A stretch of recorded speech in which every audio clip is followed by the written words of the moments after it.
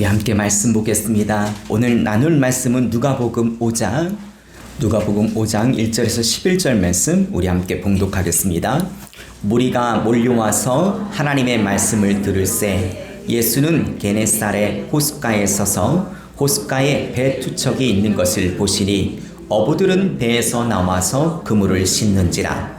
예수께서 한 배에 오르시니 그 배는 시몬의 배라. 육지에서 조금 떼기를 정하시고 앉으사 배에서 무리를 가르치시더니 말씀을 마치시고 시몬에게 이르시되 급한 데로 가서 그물을 내려 고기를 잡으라. 시몬이 대답하여 이르되 선생님, 우리들이 밤이 새도록 수고하였을 때 잡은 것이 없지만은 말씀에 의지하여 내가 그물을 내리리다 하고, 그렇게 하니 고기를 잡은 것이 심히 많아 그물이 찢어지는지라. 이에 다른 배에 있는 동무들에게 손짓하여 와서 도와달라 하니 그들이 와서 두 배의 채움에 잠기게 되었더라. 시몬 베드로가 이를 보고 예수의 무릎 아래 엎드려 이르되 주여, 나를 떠나소서, 나는 죄인이로다 하니, 이는 자기 및 자기와 함께 있는 모든 사람이 고기 잡힌 것으로 말미암아 놀라고 세베의 아들로서 시몬의 동업자인 야고보와 요한도 놀랐습니다. 예수께서 시몬에게 이르시되 무서워하지 말라, 이제 후로는 내가 사람을 취하리라 하시니 그들이 배들을 육지에 내고 모든 것을 버려두고 예수를 따르니라. 아멘. 오늘 말씀에 보면 어려서부터 물고기를 잡았던, 그리고 물고기를 잡는 어부의 삶을 평생의 생업으로 삼았던 시몬 베드로가 예수님을 만나는 장면이 기록되어 있습니다.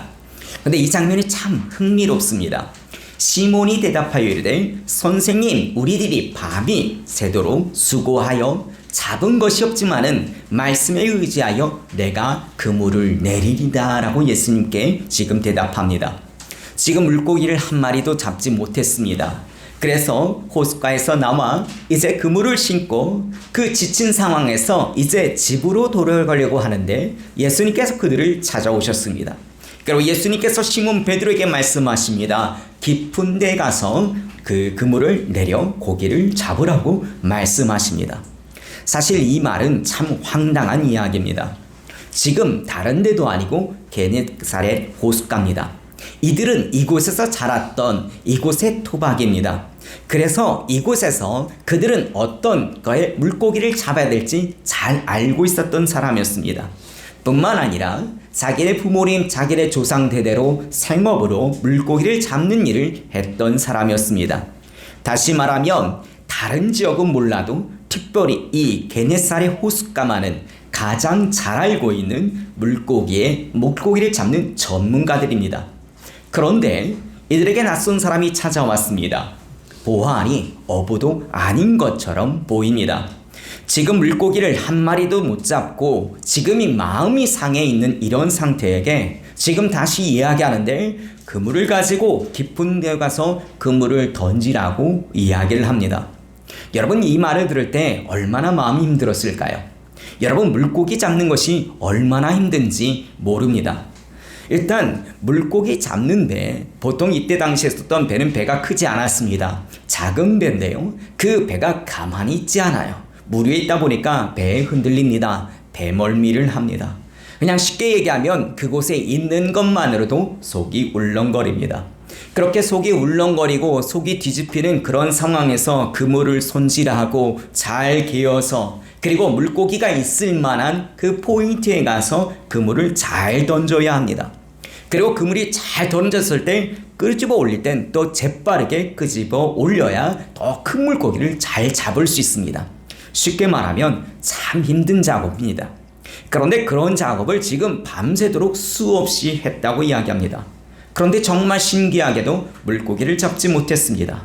이제 더 이상 해도 아무런 의미가 없다고 생각하고 그들은 지게로 돌아가려고 했었습니다. 그런데 그런 상황에 그 지친 그들에게 물고기를 다시 잡도록 그물을 던지라고 예수님이 말씀하십니다.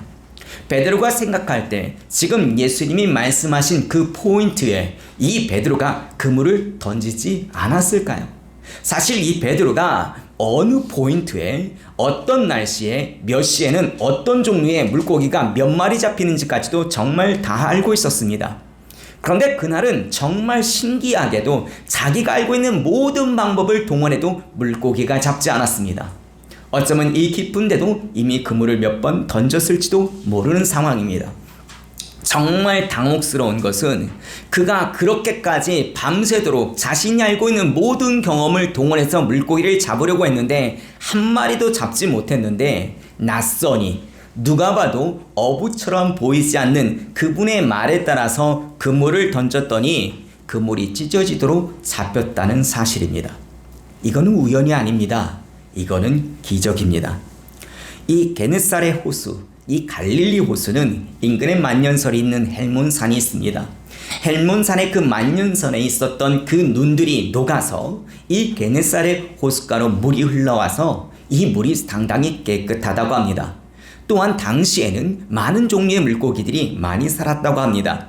그래서 이 호수에서 물고기를 못 잡는 것이 물고기가 없어서는 아닙니다. 또 고고학 문헌에 따르면 갈릴리, 그 게네사렛 그 호수에 평소에도 물고기가 많아서 그 잡은 물고기를 소금으로 가공해서 로마나 스페인까지 수출한 적도 있었다고 합니다. 다시 말하면 이 호숫가는 물고기가 잘 잡히는 호숫가였습니다. 그런데 그곳에서 밤이 새도록 그물을 내렸는데 물고기가 잡히지 않았다는 것은 어쩌면 하나님께서 물고기가 잡히지 않도록 하셨다는 의미로 볼 수 있습니다. 저는 주일학교 설교를 하다 보면 이런 본문 갖고 이런 상상을 해봅니다. 천사들이 그 물고기들에게 아마 이렇게 이야기하지 않았을까 조심스럽게 상상을 해봅니다. 야, 오늘 너희들 내 말 잘 들어. 오늘 예수님이 하나님의 아들이심을 나타내기 위해서 너희들이 협조 좀 해야 되겠어. 야, 베드로 알지? 네, 알죠. 그 베드로가 오늘 물고기를 잡으러 올 거야. 근데 그가 그물을 던질 때 너희들 재빨리 그 그물을 다 피해야 돼. 그리고 예수님이 깊은데 던지라고 할 때 내가 신호하면 다 모여. 알았지? 라고 하지 않았을까? 근데 베드로가 그물을 던집니다. 이것저것 정신없이 던졌겠죠. 야, 왼쪽으로 오른쪽으로, 야, 빨리빨리 움직여. 한 마리도 잡히면 안 돼 하면서 정신없이 그 그물을 다 피해 다니지 않았을까? 이제 예수님이 등장하십니다. 예수님이 깊은 곳으로 모여 깊은 곳으로 그물을 던지라고 했을 때, 야, 이제 때가 되었다. 야, 다 모여. 특히 통통한 애들, 큰 애들, 야, 꼭 간 애들 모여. 이러지 않았을까? 추측을 해봅니다. 그러지 않고 어떻게 한 마리도, 피레미 한 마리도 안 잡힐 수 있을까요? 이 사건을 보면 문득 요즘 바쁘게 살아가는 현대인들을 보게 됩니다. 새벽부터 밤늦게까지 수고합니다. 아침에 이렇게 저도 지하철을 탈 때가 있는데요. 가보면 정말 새벽부터 그 지하철을 타면서 출근하고 밤늦게 지친 몸으로 돌아오는 분들을 봅니다. 정말 이 땅에서 정말 열심히 수고하고 정말 힘들게 노력하는데 때로는 그 수고했던 일들이 제대로 되지 않고 전혀 예상치 못했던 어려운 일을 겪을 때가 있습니다. 때로는 나의 의지와 나의 노력과 상관없이 내가 정말 원치 않는 그런 상황 속에 내몰릴 때도 있습니다. 전혀 해보지 못했던 일을 해보게 될 때도 있고 전혀 경험치 못했던 대우를 받게 될 때도 있습니다. 근데 여러분, 인생은 그런 것 같습니다. 내 마음대로 잘 안 되는 것이 바로 인생인 것 같습니다. 저는 과거에 농경사회가 참 좋았던 것 같습니다. 어쩌면 제가 농사를 안 져봤기 때문에 이런 말을 할 수도 있겠죠. 농경사회는 그래도 아침부터 저녁까지 열심히 일하면 땅은 거짓말하지 않습니다. 어쨌든 열심히 일하면 물론 여러 가지 천재지변이 일어나도 그래도 수확할 무언가를 거두어 드립니다. 하지만 도시화가 되고 또 세계화가 되며 이상한 일들이 일어납니다. 나는 정말 열심히 일을 했습니다. 나는 정말 회사에서 하라는 데 이상으로 새벽부터 밤늦게까지 일을 했습니다. 근데 내가 다니는 회사가 부도가 났습니다. 난 정말 성실하게 열심히 일했음에도 불구하고 물가가 미친 듯이 상승합니다. 경제적인 어려움을 갑자기 겪게 됩니다. 나는 아무런 잘못을 하지 않았는데 갑자기 금리가 변동되어지고 부동산 경기가 갑자기 바뀌어지면서 때로는 내가 살던 집에 나는 아무런 잘못도 하지 않았는데 전세금이 2배 이상이 오르는 일도 일어난다는 사실입니다. 여러분, 정말 어떻게 해야 될지 모르는 일들을 경험하는 것이 오늘 우리가 살아가는 인생입니다. 나름대로 내가 일하는 분야에서 내가 전문가라고 자부하면서 10년, 20년 동안 정말 밤새도록 수고하였지만 때로는 아무것도 내 손에 남지 않는 것이 이 땅을 살아가는 우리의 인생이라는 것입니다. 그래서 우리의 인생을 구원하실 구원자가 필요합니다. 바로 예수 그리스도가 필요합니다. 예수님은 어떤 분이신가요? 오늘 본문에 보면 예수님께서 시몬 베드로에게 먼저 다가갔습니다. 베드로에게 다가가서 베드로에게 지금 야, 물고기는 말이야 이렇게 잡는 거야 라고 하는 채 하지 않았어요. 또 베드로에게 가서 야, 이건 이렇게 해야지, 너 이건 잘못했어 라고 충고하지 않으셨어요. 지금 베드로에게 무엇을 가르치려고, 무언가를 충고하려고, 그의 잘못된 분을 지적하려고 오지 않으셨어요. 시몬 베드로의 그의 인생의 모든 가치관을 완전히 바꾸어 놓기 위해서 오셨다는 거예요. 예수님께서는 시몬 베드로의 인생을 완전히 송두리째 바꾸어 놓습니다. 어떻게 이런 일이 가능할까요? 여러분, 예수님은 누구이신가요? 예수님은 바로 성자 하나님이십니다. 태초에 천지 만물을 창조하실 때 함께 계셨고 그 우주 만물이 어떻게 창조되었고 어떤 원리로 운행되어지는지를 알고 계시는 분이 바로 하나님 아버지이십니다. 그 하나님 아버지, 그 하나님과 함께 하셨던 성자 하나님이신 예수님께서 사람을 만드시고 기뻐하시며 그의 말과 그의 행동과 그의 생각까지도 다 알고 계시는 분이 바로 우리가 보고 있는 예수 그리스도이십니다. 베드로는 지금 이런 성자 하나님이신 예수님을 만나셨습니다. 아니, 사실 성자 하나님이신 예수님이 먼저 베드로를 찾아가 주셨습니다. 그에게 먼저 손을 내밀어 주십니다. 먼저 진리의 말씀으로 그를 인도해 주십니다. 그리고 그를 통해서 그뿐만 아니라 그 주에 있는 수많은 사람들을 구원하는 축복의 통로로 그를 사용하여 주셨습니다.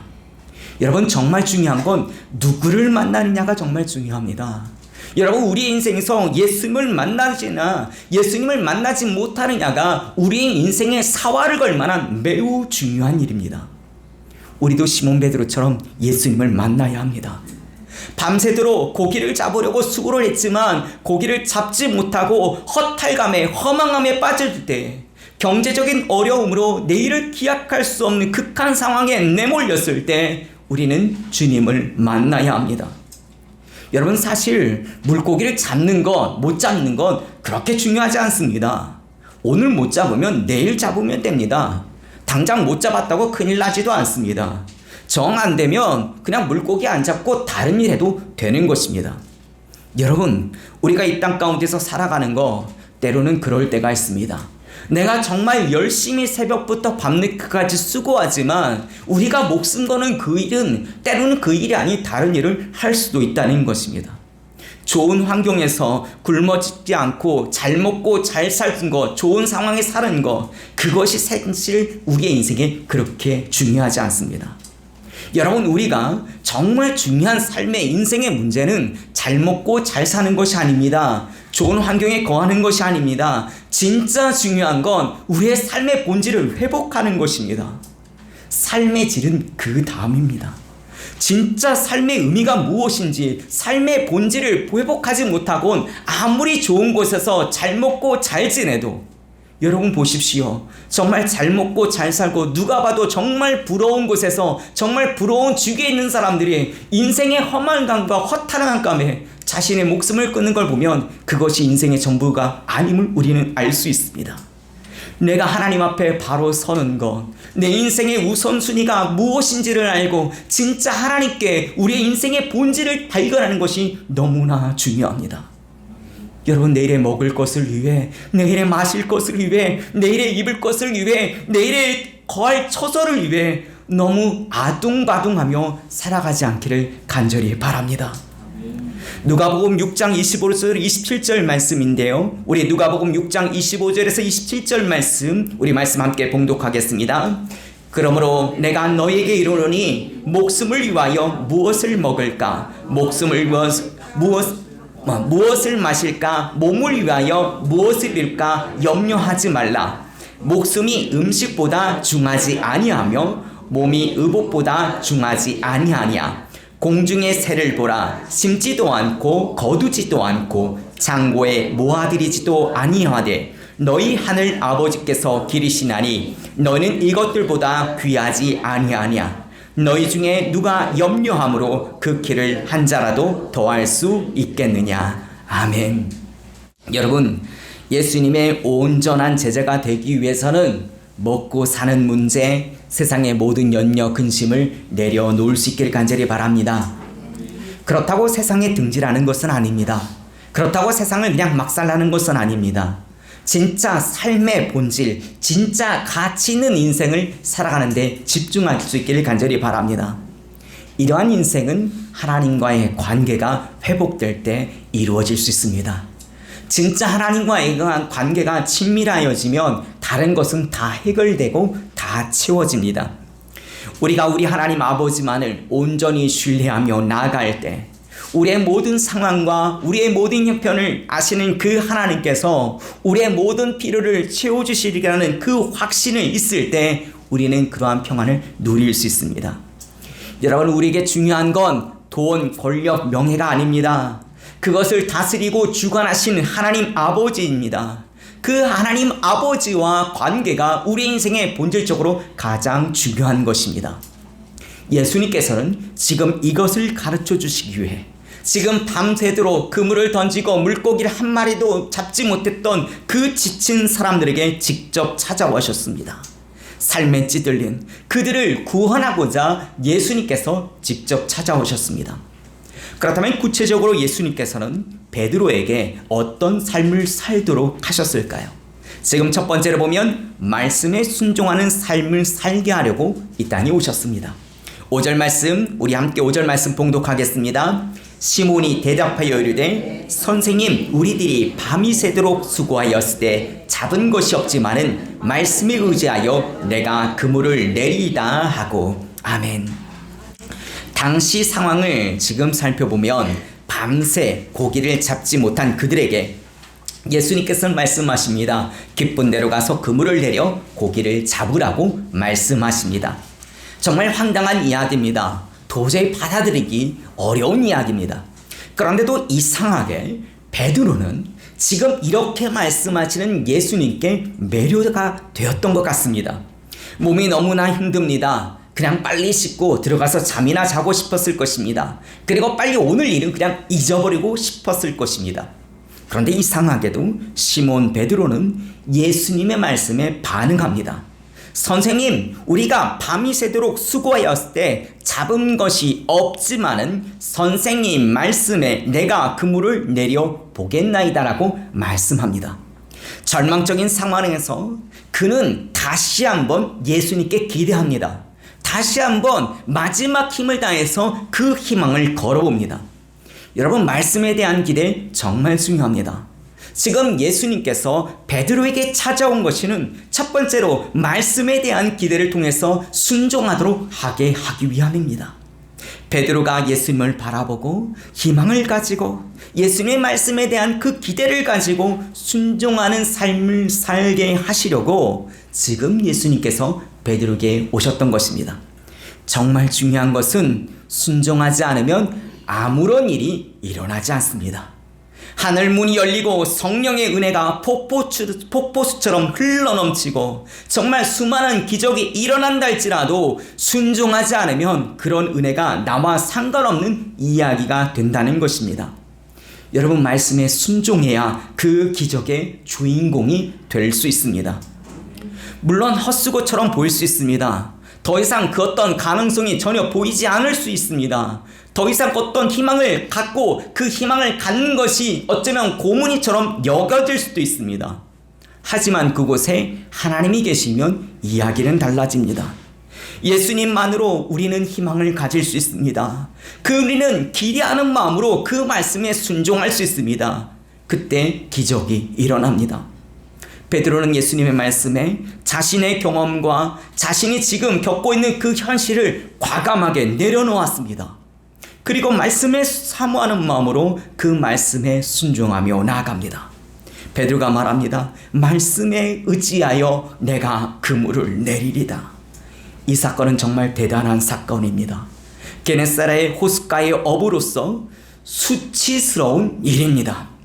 밤새도록 물고기를 못 잡은 것, 그것 또한 수치스러운 일인데 전혀 알지 못하는 낯선 사람, 누가 봐도 물고기 잡는 어부처럼 보이지 않는 그 사람의 말을 듣고 그 그물을 다시 들어서 그 깊은 곳까지 다시 간다는 건 정말 바보처럼 여겨질 수 있습니다.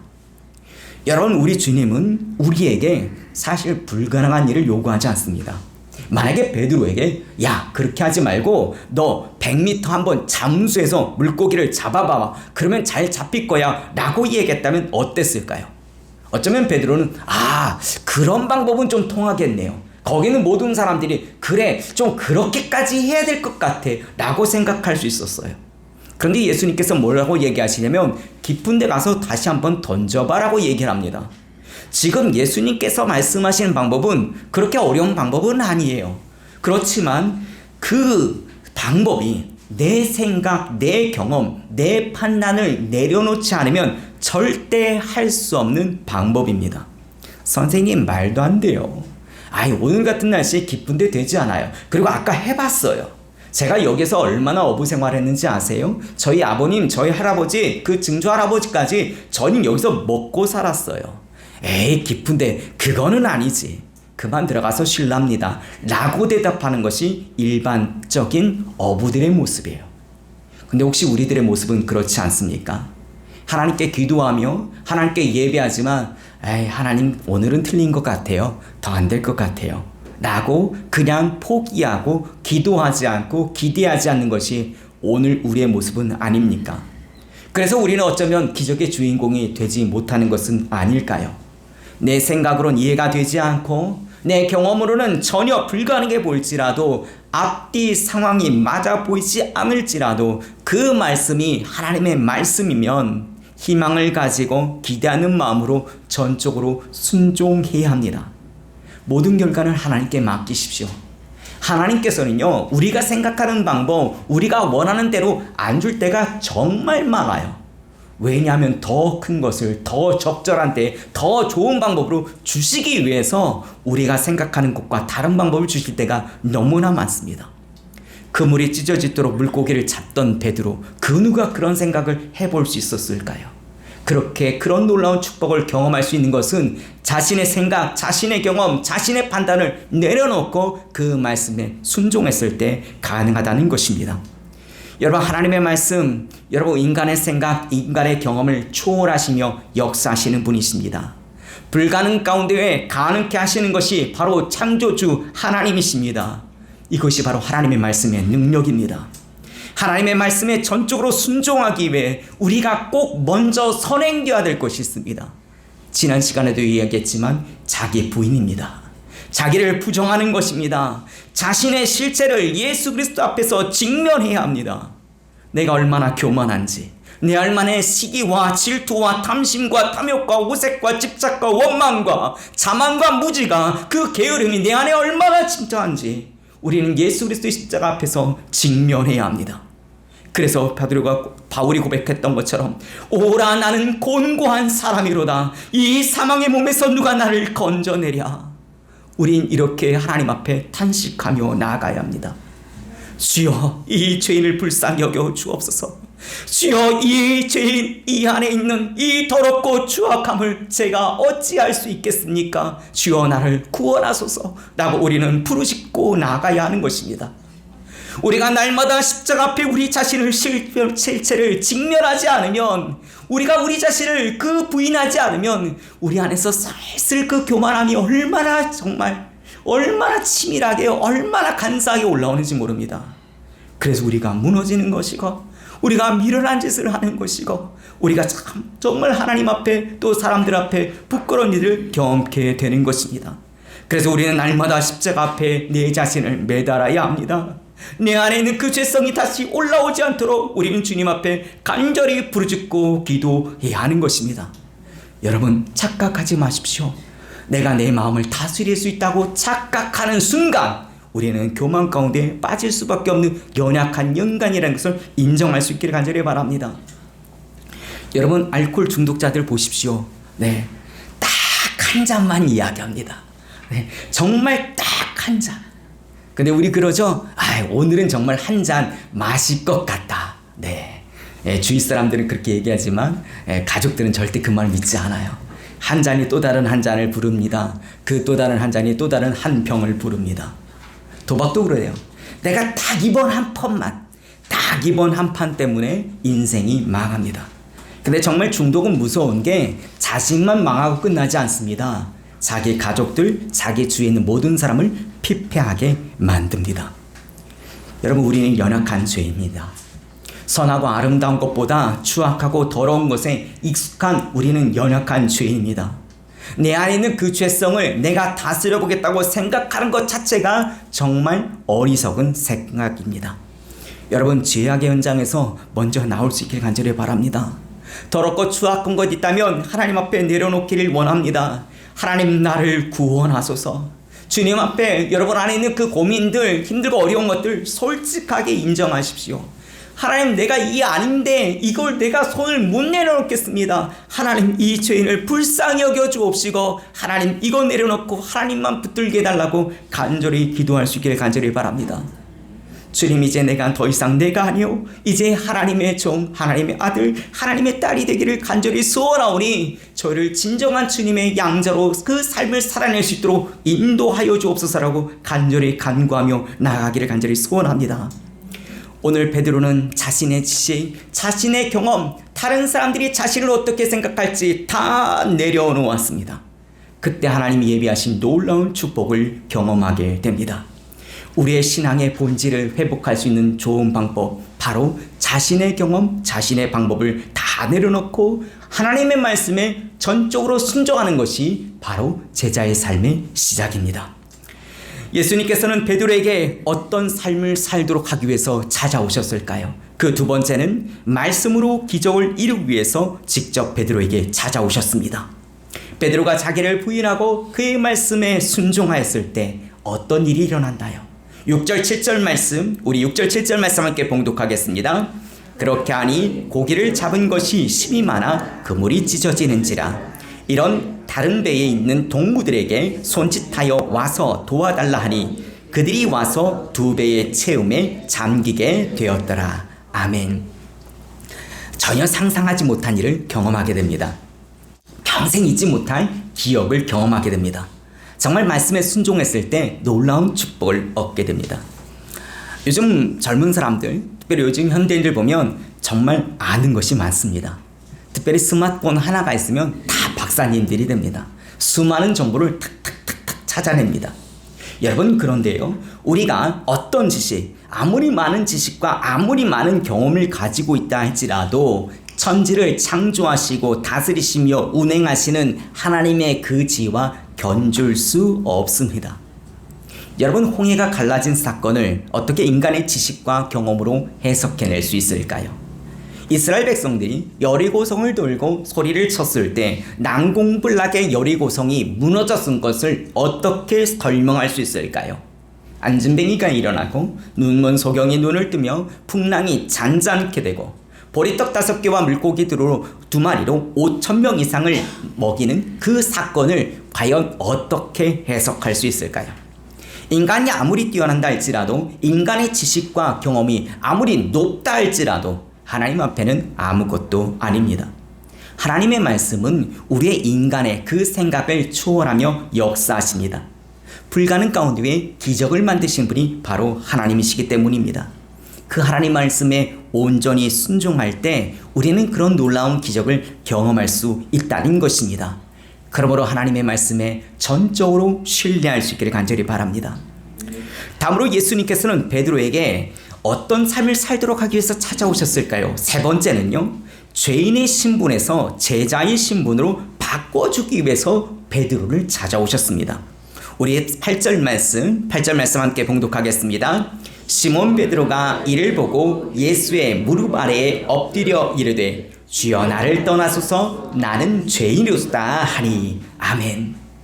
말씀에 순종해서 그물이 찢어지도록 물고기를 잡았습니다. 정말 대박이죠.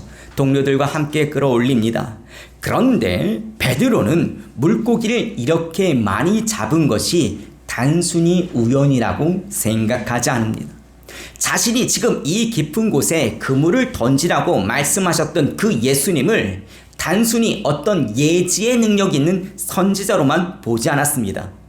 베드로가 이전에는 선생님이라고 하는데 이 순간부터는 주라고 부릅니다. 지금 베드로는 예수님을 자신과 같은 동일한 사람으로 보지 않았습니다. 그래서 예수님 앞에 무릎을 꿇고 주여 나를 떠나소서 나는 죄인이로소다 라고 고백합니다. 지금 예수님을 신으로 보고 있습니다. 그리고 예수님 앞에 자신의 부정함을 깨닫고 자신이 죄인임을 인정합니다. 여러분, 구약에 전능하신 전지하신 그 거룩하신 하나님을 대면하는 자는 모두 다 그 자리에서 죽었습니다. 심지어 성막에 있던 그 성불인 법궤를 손을 대는 자도 그 즉시 죽었습니다. 베드로는 갑자기 이 사건이 아마 떠올랐던 것 같습니다. 거룩하신 그 하나님, 그런 존재 앞에 더러운 자기 같은 존재가 서 있게 된다면 바로 죽게 될 것이라는 공포감이 몰려왔던 것 같습니다. 그러자 10절 하반절에 보면 예수께서 시몬에게 이르시되 두려워하지 말라, 이후로는 너가 사람을 취하리라 하시니라고 말씀하십니다. 죄인이었던 그 베드로를 예수님은 지금 사람을 구하는 제자로 불러주심을 보게 됩니다. 여러분, 우리가 주님을 만나기 전과 우리가 예수님을 만난 이후 우리의 신분은 완전히 달라집니다. 예전에 우리는 죄인이었습니다. 그런데 이제 우리가 예수님을 만나고 그 말씀에 순종하자 죄인이었던 우리를 예수님께서는 주님의 제자로 그의 신분을 바꿔주십니다. 자신의 생명조차도 어떻게 할 수 없었던 그 죄인, 자신의 마음에 있는 그 죄악도 컨트롤할 수 없던 그 죄인이 다른 사람의 생명을 구원하는 예수님의 제자가 된다는 것입니다. 예수님은 이 사실을 베드로에게 가르쳐주기 위해서 직접 베드로를 찾아가 주셨습니다. 여러분, 주님의 참된 제자가 되는 것은 자신이 죄인이라는 사실을 고백하는 것부터 시작되어집니다. 그리고 예수님의 말씀을 전적으로 신뢰할 때 이루어집니다. 태초에 하나님이 우리를 만드실 때 하나님께서는 우리를 다른 피조물과 다르게 하나님의 형상을 따라 창조하셨습니다. 그리고 그 하나님의 형상 가운데는 하나님의 성품이 담겨 있었습니다. 그런데 태초에 인류였던 아담과 하와가 하나님이 먹지 말라 했던 그 선악과를 먹음으로 말미암아 정령 죽으리라고 말씀하셨던 그 선악을 알게 하는 과실을 먹자마자 그들뿐만 아니라 그의 자녀와 후손이 모두가 죄악 가운데 태어나게 되었으며 죽음의 권세 아래 머무를 수밖에 없게 되었다는 것입니다. 그러므로 아담과 하와의 후손인 모든 인류는 이제 육체의 정욕과 안목의 정욕과 이생의 자랑으로 허망하고 허탄한 것만 쫓는 그런 허탄한 인생을 살 수밖에 없었습니다. 그리고 거기에 교만함까지 들어가서 하나님을 잊어버립니다. 하나님이 없이 자신이 모든 것을 할 수 있을 것처럼 착각하는 이기적인 존재가 되었습니다. 그런데 오늘 우리가 살아가는 이 세상은 어떤가요? 많은 사람들이 물질 만능주의에 쩌들어갑니다. 집단 이기주의와 쾌락주의 등의 탐욕과 수많은 욕망에 자신이 얽매인지도 모른 채 그 채워지지 않는 그 욕망을 위해서 끊임없이 그의 노예로 살아가고 있다는 것입니다. 여러분, 우리는 우리 자신이 하나님 앞에 죄인임을 고백해야 합니다. 우리의 존재가 어디로부터 왔으며 어떤 것이 문제인지, 그리고 우리를 온전히 회복시키시는 것이 누구신지를 우리는 인정하고 고백해야 합니다. 예수님이 말씀하십니다.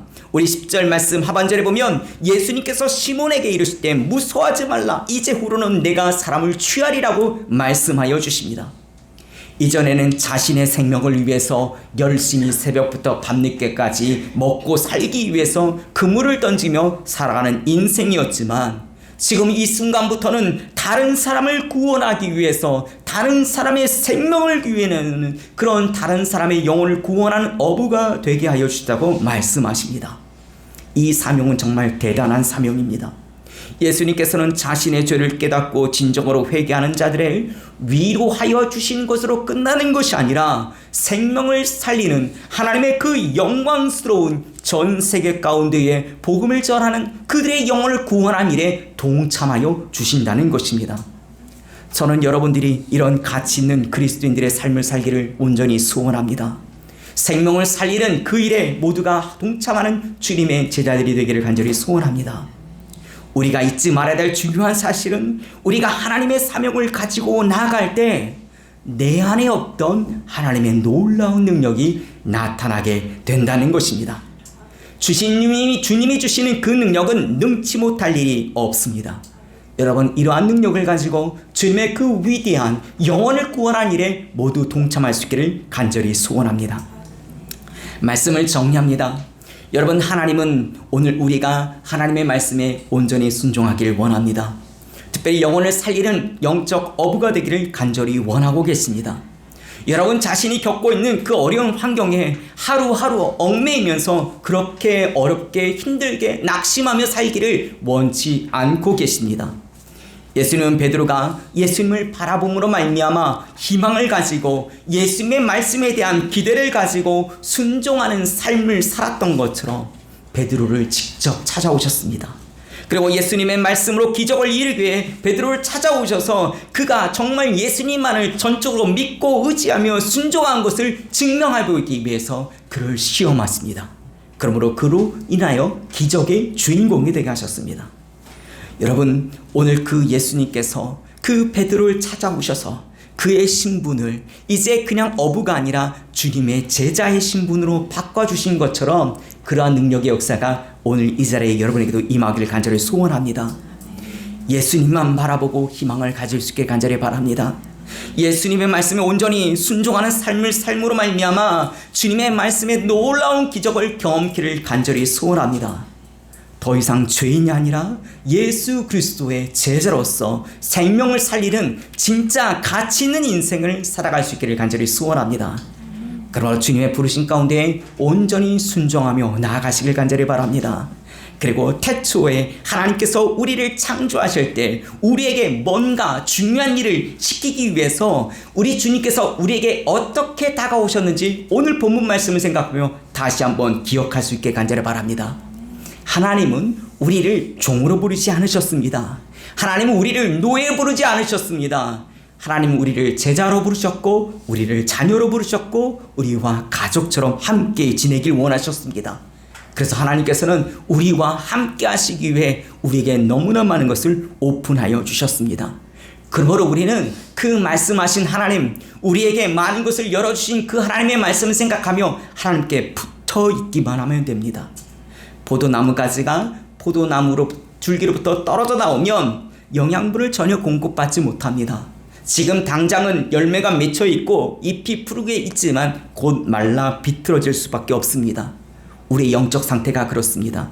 포도나무 가지가 다시 좋은 포도나무에 붙어 있을 때 본체로부터 영양분을 공급받을 때 더 풍성한 열매를 맺을 수 있는 것처럼 우리도 주님께 붙어 있어야 합니다. 베드로처럼 먹고 살기 위해 물고기 잡는 일에 너무 얽매이지 않기를 바랍니다. 예수님을 만남으로 제자의 삶을 산 것처럼 더 가치 있는 일, 더 소중한 일에 헌신할 수 있기를 간절히 바랍니다. 주님은 우리를 종으로 부르지 않고 제자로 부르셨습니다. 주님의 그 거룩한 비전을 함께 공유하시며 함께 누리길 원하십니다. 이 사역에 온전히 순종할 수 있기를 간절히 바랍니다. 그러므로 여러분을 인하여 여러분이 속한 그 가정과 여러분의 직장과 여러분의 믿음의 공동체 안에 귀한 열매들이 풍성하게 맺힐 수 있기를 우주 예수 그리스도 이름으로 축원합니다.